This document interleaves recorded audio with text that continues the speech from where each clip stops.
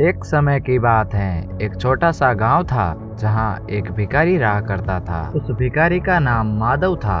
माधव रोज सुबह उठकर गांव के अलग अलग हिस्सों में भीख मांगने जाया करता था। उसका जीवन भिक्षा पर ही निर्भर था। गांव के लोग भी उसे जानते थे और कुछ ना कुछ उसे दे दिया करते थे। माधव की एक खासियत थी, वह हमेशा अपने साथ एक छोटी सी झोली लेकर चलता था जिसमें वह कुछ अनाज के दाने रखता था। ऐसा वह इसलिए करता था क्योंकि इतने वर्षों में उसने एक बात सीखी थी, अगर कोई उसकी झोली में कुछ ना देखे तो उसे भीख देने में हिचकिचाते थे। अगर उसकी झोली में कुछ पहले से ही दिखे तो लोग उसे भीख दे देते थे। यह उसकी भीख मांगने की चालाकी थी।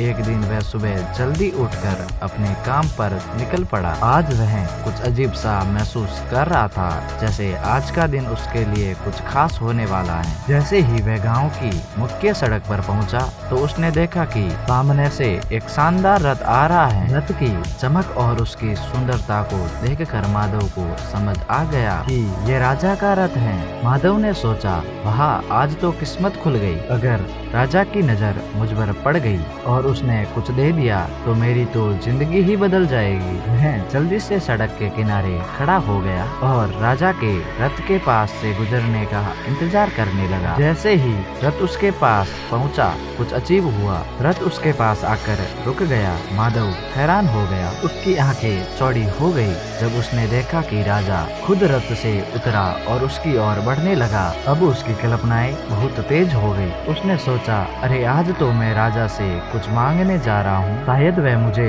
ढेर सारा सोना, चांदी या कोई बड़ी चीज दे देगा। लेकिन तभी एक चमत्कार और हुआ। राजा ने अपनी झोली उठाई और उसे माधव के सामने फैला दी। माधव की आंखें फटी की फटी रह गई। उसने सोचा, यह क्या, राजा मुझसे भीख मांग रहा है। राजा ने विनम्रता से कहा, भाई मुझ पर दया करो और मुझे कुछ भिक्षा दे दो। माधव को विश्वास नहीं हो रहा था। उसने सोचा, यह तो उल्टा हो गया। राजा मुझसे भीख मांग रहा है। लेकिन राजा ने उसकी ओर देखते हुए कहा, यह मेरे लिए बहुत महत्वपूर्ण है। हमारे राज्य पर संकट आ रहा है और राज्य ज्योतिष ने कहा कि अगर मैं इस संकट से बचना चाहता हूँ तो मुझे पहले व्यक्ति से भीख मांगनी होगी जिसे मैं आज सुबह देखूं, और तुम वही व्यक्ति हो। कृपया मुझे कुछ दान दे दो। अब माधव असमंजस में था। वह सोचने लगा, क्या मैं राजा को कुछ दे दूं?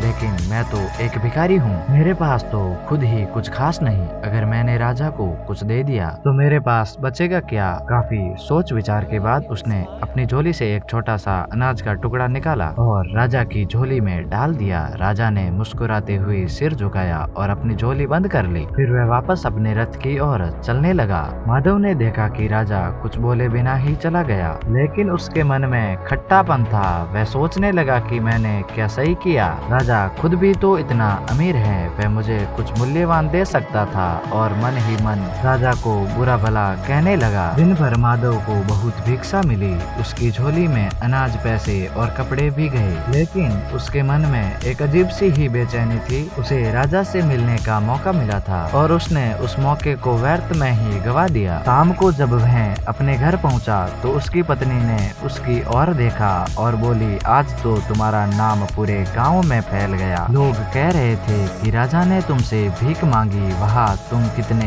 महान हो। लेकिन माधव को खुशी नहीं हुई। वह गुस्से से बोला, तुम्हें क्या पता राजा ने मुझसे भीख मांगी थी? भला मैं राजा को क्या दे सकता था? और मैंने केवल उसे एक दाना दिया। अगर मैंने उसे कुछ ज्यादा दिया होता तो शायद मेरा और नाम होता।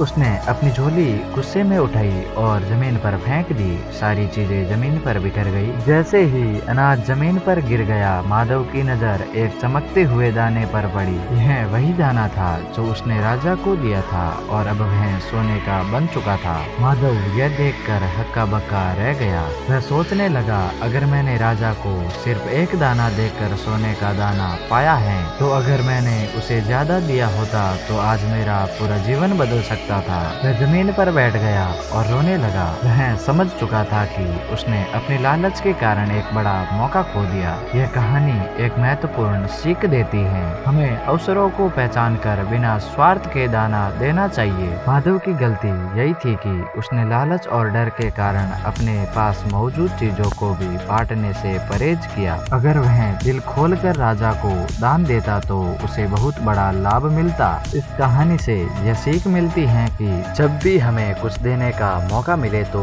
हमें निस्वार्थ भाव से देना चाहिए। यही दान हमें जीवन में असली सफलता और खुशी दिलाता है।